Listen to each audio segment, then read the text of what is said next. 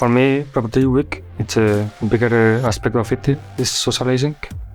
For me, it's important because I work in Barcelona and it's a big opportunity to meet my colleagues in Sweden. So we have built an interactive terminal that can stream ASCII characters to another terminal using WebSockets. We wanted to have ASCII playing in those screens, adding some interactivity.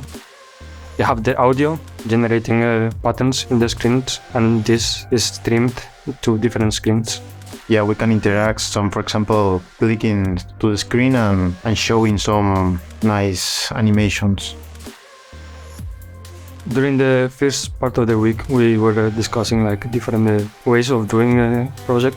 We went to do something simple with Python, so dig deeper more in the art side of it.